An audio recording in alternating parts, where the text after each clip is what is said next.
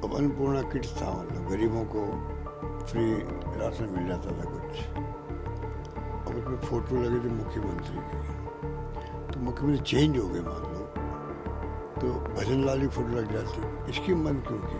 Pension अभी time पे दे नहीं पा रहे, पेमेंट हो नहीं पा रहा ठेकेदारों का भी, तो कई योजना जो है वो बंद की जा रही है। बल्कि अब क्या है, हम लोग बात करते हैं जो चुनाव हार जाती पार्टी, गुडवाली थी वहाँ पर, और कॉन्फ्रेंस हो गया, जाते समीकरण बदल गए। बल्कि बीजेपी नेता कह रहे थे कि कांग्रेस जीत रही है।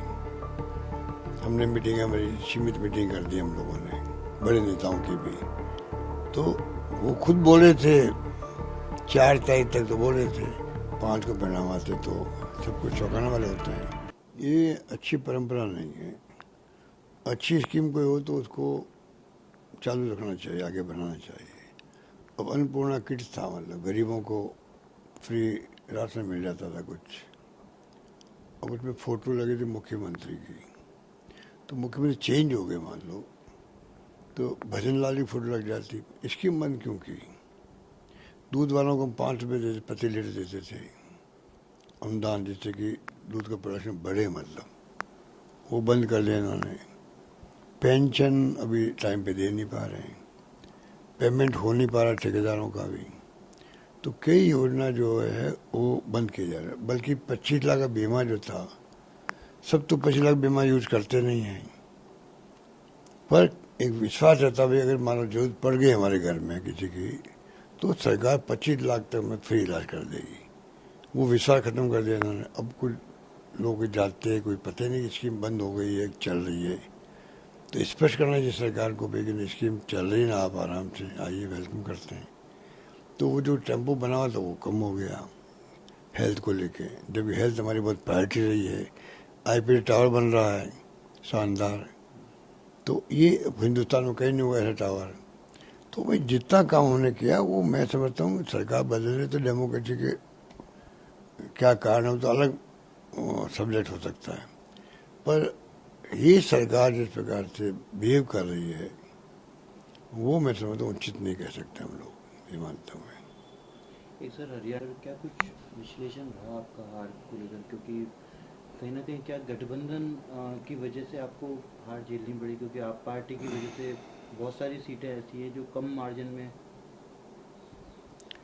देखिए वो तो अब पोस्टमार्टम हो रहा है, कल मीटिंग हुई है, तो राहुल जी ने और खड़गे साहब ने तय किया भाई एक ऐसा प्लेटफॉर्म बना देंगे कि जितने वहाँ कैंडिडेट्स हमारे थे, हारे हुए जीते हुए जो भी हैं, यहाँ के नेता लोग हैं, उनसे और गहराई में जाएंगे भाई वास्तव में क्या हुआ। क्योंकि देश और दुनिया देख रही थी कांग्रेस जीत रही है, प्रदेश वाले देख रहे थे कांग्रेस जीत रही है, कहीं से हारने की खबर तो आ ही नहीं रही थी, मीडिया में भी, एग्जिट पोल वालों ने भी।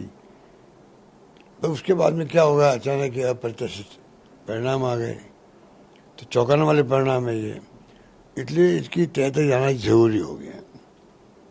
अब क्या है, हम लोग बात करते हैं जो चुनाव हार जाती पार्टी, कि गुडवाली थी वहाँ पर, और कॉन्फ्रेंस हो गया, जाते समीकरण बदल गए, ये 3-4 बातें होती रहती है। पर मेरा मानना है कि ईवीएम मशीन का लोग कहने लग जाते हैं कि जो कुछ भी है ईवीएम के लिए, तो हमने शिकायत भी करी है इलेक्शन कमीशन को, उसने कहा हम आपको जवाब देंगे, जवाब का इंतजार रहेगा।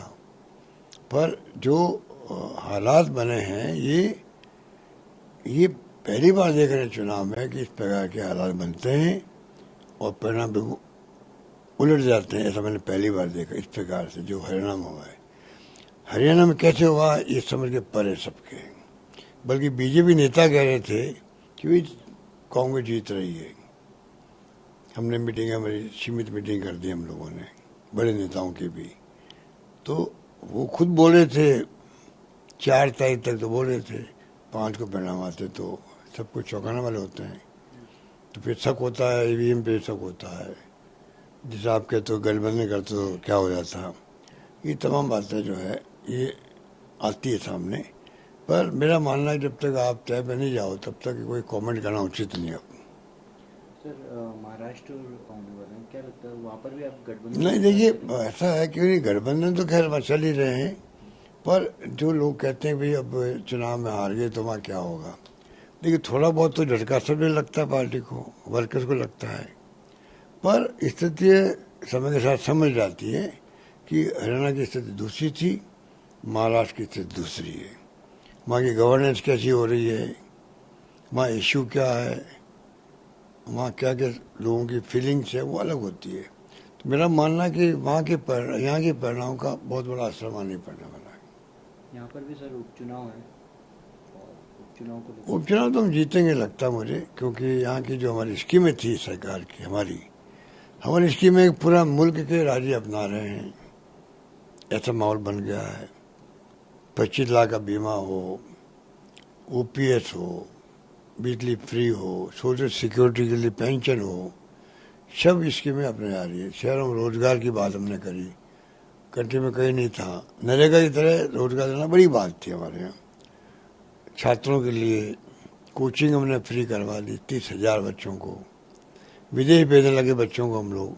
तो हमारी स्कीमों में तो कोई गिनती नहीं है, इतना उससे दौरा बन गया था। अब जो स्थिति है उसमें समय बताएगा कि क्या स्थिति बनती है आगे, पर मेरा मानना है कि जो माहौल कंट्री बन चुका था 10 साल की सरकार के बाद में, तो बीजेपी को लगता है कि हरियाणा के बाद में वापस वो रिवाइव हो गया, पहले वाला माहौल बन गया, वो नहीं है। मेरा मानना है कि पहले वाला माहौल नहीं बनने वाला है। अभी उनकी जो सत्ता विरोधी लहर उनकी है, अब भी काम रहेगी, आगे भी काम रहेगी।